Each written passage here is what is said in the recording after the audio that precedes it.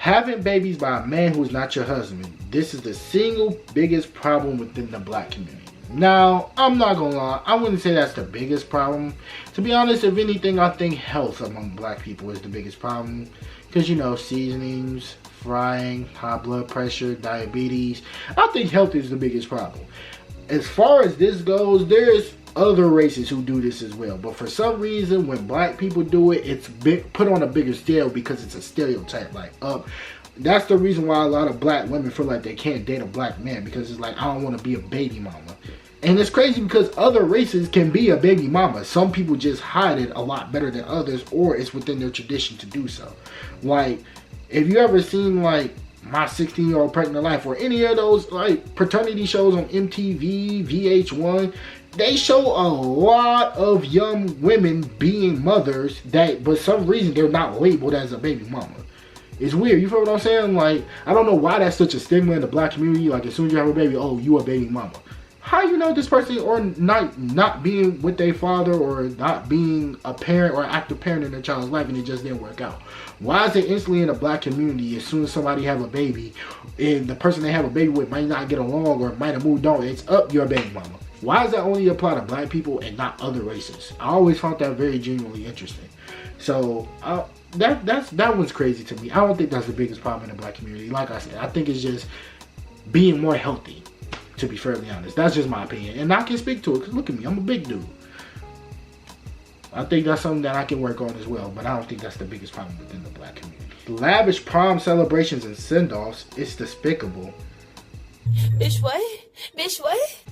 Since when is celebrating a huge part of a teenager's life despicable? Like, I do not mind prom send-offs whatsoever. I feel like if there is any time for a teenager to get celebrated, it's that particular time. They're turning 18, it's the last year of high school, you only do it once, you want to go out, you want to show up, you want to show out, you want to celebrate the fact that after this, you're graduating. Then the real world happens. Like, you can just have this one night to yourself where you can just legally, of course, because I don't want nothing to happen to anybody on that night. You can just be free, let yourself go, dress yourself up, take yourself out with you and your date, hit the dance floor, then you get a hotel. We know how the prom show goes. I have no problem with prom send-offs. I don't know what this person's talking about. I love lavish prom send-offs and celebrations because I just love seeing kids in general just having that one day to genuinely shine, just having that one day to feel loved and celebrated by family, friends, other students, teachers. I feel like they genuinely deserve that. So that's one I'm gonna probably disagree with because I genuinely love the fact that kids can be celebrated for all the hard work and stuff that they've been through. And if that one day just gives them happiness for the rest of their lives, then I feel like we should celebrate that. Why are we harping on that? That's really, really crazy. Oh, this one I really like. Not talking about finances early on in the house, making money sound evil, but at the same time telling your kids they can be whatever they want to be. Now, to be fair, I do agree with this. I do agree within the black community, financial literacy literally can be taught or should be taught just in schools in general at either early age, like maybe middle school, and then high school kind of elevate onto that. Because when you graduate high school, you really don't understand how money works until you get a job. Like, literally, you think like, oh, this person make this much an hour, so they take this much home. But then there's so much more that goes into it. Federal tax withholding, state tax withholding. Then you have to pay property taxes. Then you got to pay your utilities. Then you got to pay for groceries. And then if you have a car, you got to pay for the maintenance. You got to pay for the gas. You got to pay maybe to get some new parts for your car. Then you got to pay for tires because of the seasons change. It's so much that goes into money and finances that I feel like never genuinely gets talked about, or it gets swept under the rug. And you really don't understand how money works until you probably turn into a teenager. Like, let's just say if you were just selling snacks at school, for example, you probably don't have to have a markup for you to make a profit. If you don't have a markup to make a profit and you just go back and you buy the same stuff, you're pretty much just wasting money because you didn't make any money off of it. For a prime example, like the small bag of chips is like 50 cents a bag. You might have to sell those for $1. The reason you sell them for $1 because you're up in the price so you can make a 50-cent profit back. So that way, if you do sell out, you make some money. And if you don't, and you keep it at the same price, or you even go a quarter up, you're probably just making pennies on the dollar at best. So I do think as parents, as black parents, we should definitely have some form of financial literacy classes to learn how money works. That way that kids can be more prepared. They can have a savings account, and they might even have an investment account. And I think something that this really reminds me of is the episode in Atlanta, I think it was the Streisand Effect, where Donald Glover's character Earn and Lakeith Stanfield's character Darius, he was teaching him the way of making more money. He was just going to give his phone to the pawn shop, that way he can have money to give to his baby mama Vanessa and their daughter Lottie. But Darius trades up a sword. This sword gets put in so many other trades. At the end, they get dogs. Now, if you don't know, breeding dogs is a lot of money to be made in that, but it has to be the right breed of dog in order for it to work. So Darius was like, yeah, we'll get the money in a few months. Donald Glover is like, what do you mean we get the money in a few months? I need that money today. And something he said was along the lines of, broke people don't have time to invest because broke people are too busy trying to worry about not being poor. And I think that's because of the lack of financial literacy not being taught by kids. So when I see a lot of TikToks of teachers explaining to high schoolers how money works, like, yeah, you make this an hour, but they're going to take money out of that for taxes, insurance, 401k. Like, that's getting taught a lot more now, but I do think it can be taught better. And I do think that if we have the resources to that type of stuff, then I think money would never be an issue within the black community. But that's just personally me. So I do agree with that. If you're going to be a parent, teach your kids how money works. Like, yeah, you can blow all that money, but what is the return on investment with the money that you spend? So I'm still learning on myself. So I still got ways to go. I'm not saying that I'm perfect, but I do want to learn more about financial literacy. That way I can figure out how to make more money. Raising demons, then when the demon dies, the community says he was a good kid and gave him angel wings when he's burning. Now, this one is a very slippery slope, because I don't think every demon is a demon. Sometimes they just follow the wrong crowd to get into the wrong things. And sometimes some kids feel like they're doing it to survive in the streets. It's sad, but it's true. I just know, like, I live in Detroit, and sadly, there's so many kids losing their lives to other little kids. It's crazy. I'm talking about when I was 13, 14, 15, I was into YouTube videos, editing, wrestling, music. Like, I was into video games. Like, I was just into stuff that kept me in the house. Maybe that's why I'm a little bit more grounded, so I'm not judging. These kids nowadays know how to shoot a gun by the time they're probably 12 or 13. And it's freaking terrifying if you really want me to be fairly honest. Now, that does not mean that that kid was any less worse than anybody else. That kid just happened to have his skeletons on display. You feel what I'm saying? Like, I'm not going to judge a kid because he was a shooter and shot everybody up. I'm not saying that it was right, but I'm not going to sit there and desert that kid. I do think that the YN title gets used a lot. And I know it's a very sad way to describe kids who just do a very adult things like rob people, steal from people, unalive people. It's scary. It's just really scary because it's like, where do these kids learn it from? And how can we prevent that from happening? And I do think that even if the kid did wrong, that their life should be celebrated without it having to become from judgment.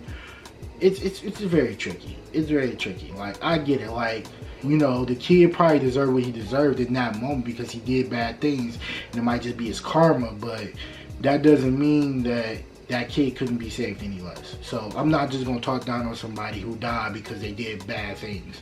I know some people feel like, oh, he deserved it, but at the same time, that's still somebody's child, still somebody's little nephew, still somebody's niece. Like, you don't know these people whatsoever, so they can be grieving while we can just get on the internet and consistently rip that person. So that's just me. But somebody said washing chicken. Who seriously does that? Okay, that means I do not trust you with food whatsoever. So my mom taught me and my brother very early on how to cook food in general, because one of the things she used to say is, I'm not going to always be here, which is sad because you want your parents to live forever, right? But washing chicken is extremely important, especially since it be a lot of FDA recalls and all that stuff. You don't know what these people put in their chicken. You don't even know if that chicken is any good or not. So absolutely, I believe in washing your chicken. Now, I know a lot of people do theirs differently, but you know, you got to get up in there. You got to get all them dead skin cells out. You got to let it sit for a minute before you even cook it and unthaw it. You still got to let it sit out. You got to make sure it's washed properly. That way you get all them dead skin cells, all them little teeny tiny microorganisms out. So yeah, so whoever said that, you're nasty. And I would not eat your chicken whatsoever. Oh, this is a good one right here. Explaining yourself equals talking back. Now, this one I generally agree within the black community. Just because I'm explaining something to you does not mean I'm talking back to you. All I'm doing is trying to give you an example, but giving the same energy that you gave me. That don't mean that I'm talking back to you.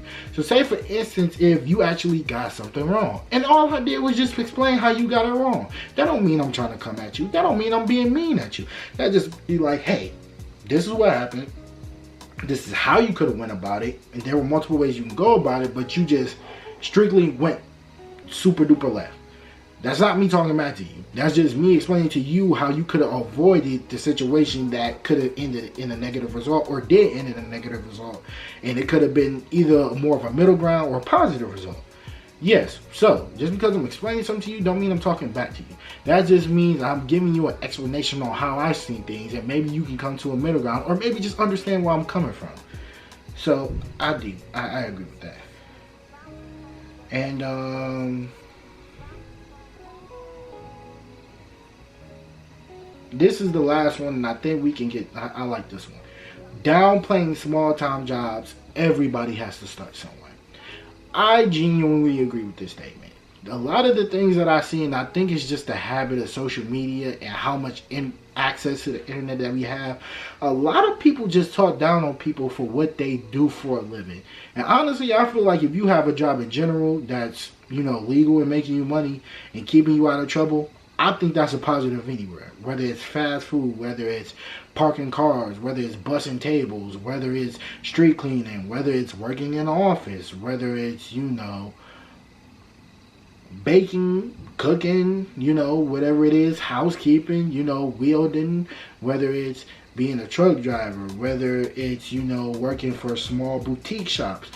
Whatever you do that's a hustle that's legal, that's pretty cool, because we all start somewhere. Even as content creators, we just don't wake up with 1 million subs, a lot of money, and everything is just jolly happy. No, we start from the bottom. We all start somewhere, which is why I can never downplay anybody, especially for what I do being a small content creator. I'm nowhere near the top, but I know when I get there, I would never talk down on anybody who wants to do this for their job, because we got to start somewhere. It takes a camera, some ideas, some brainstorming, a bunch of errors, a bunch of trial and errors, figuring out what you want to be, figuring out who you are. We all start somewhere at the end of the day. And yes, we do need to make money outside of wanting bigger dreams in order for us to brainstorm to get to the top. You feel what I'm saying? Like me, I work 2 jobs.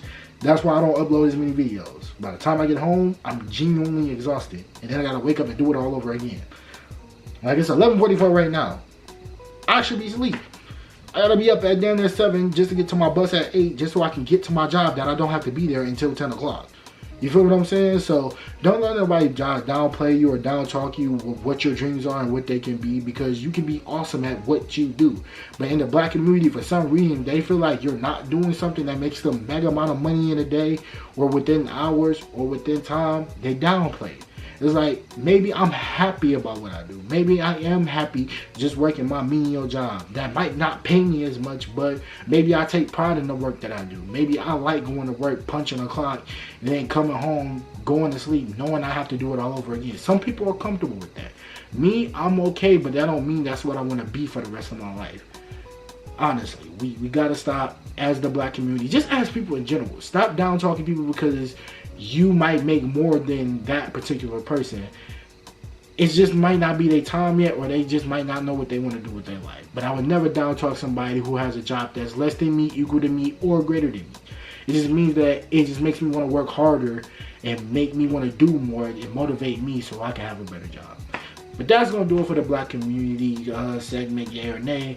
Make sure you leave your thoughts in the comment section. And if you also have some traditions or tropes that you feel like yay or nay that black people in particularly do, please leave them in my comment section. And again, you can leave them on my social medias at Hoodie Nation Live. That's HOODY Nation Live. I love you guys so much. Pretty Nation, hoods up, we out.